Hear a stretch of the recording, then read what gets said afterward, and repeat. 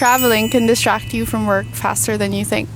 I've seen it happen to so many nomads I've met while traveling. The longer they stayed in another country, the less they open their laptops. They start to lose their routine and they start saying something like, I don't want to work anymore, I just want to keep traveling. And before they know it, they haven't really done anything and get stressed about how they're gonna make money that month. These are the 3 framework mindsets I use personally to keep myself in check.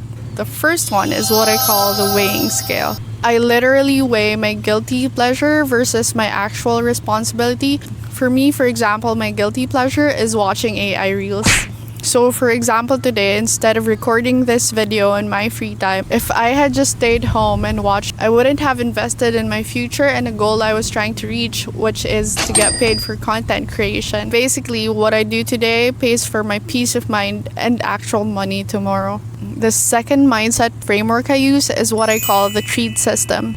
I never block out my cravings. I just put them behind a paywall. If I had 5 hours of free time today and I spend it batch recording my content for the next week, then I wouldn't have to worry and I would have more time to do what I actually want.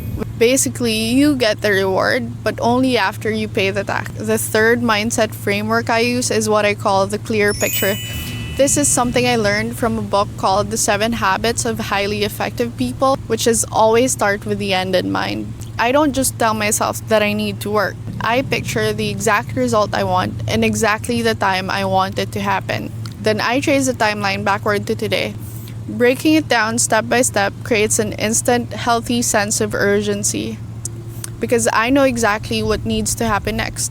I've stopped waiting for motivation a long time ago. So choose one task, weigh your options, set your reward, get the clear picture, and get moving. If you're trying to find a balance between living freely and staying ambitious, follow along.